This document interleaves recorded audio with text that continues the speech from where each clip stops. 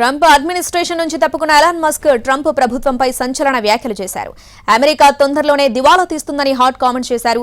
క్షమించండి, నేనిక భరించలేనని అన్నారు. ఈ భారీ దారుణమైన కాంగ్రెస్ ఖర్చు బిల్లు అసహ్యకరంగా ఉందన్నారు.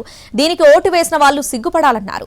మీరు తప్పు చేశారని మీకు తెలుసు అంటూ మస్క్ ట్వీట్ చేశారు. ద్రవ్యలోటు $2.5 ట్రిలియన్ చేరుతుందని, ఇంతే కొనసాగితే అమెరికా తొందరలోనే దివాలా తీస్తుందని ఎలాన్ మస్క్ హెచ్చరించారు.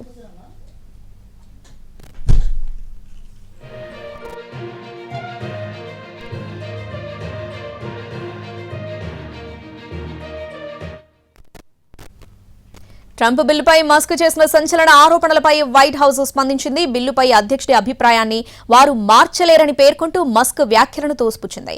మస్క్ వ్యాఖ్యలపై పెద్దగా ఆలోచించడం లేదని ప్రెసిడెంట్ సెక్రటరీ కరోలిన్ లీవిట్ అన్నారు. ఈ బిల్లుపై ఎలాన్ మస్క్ ఎక్కడ ఉన్నారో అధ్యక్షుడికి ఇప్పటికే తెలుసన్నారు. ఇది అధ్యక్షుడి అభిప్రాయాన్ని మార్చదని, ఇది ఒక పెద్ద అందమైన బిల్లు అన్నారు. దీనికి అధ్యక్షుడు ట్రంప్ కట్టుబడి ఉన్నారని చెప్పుకొచ్చారు.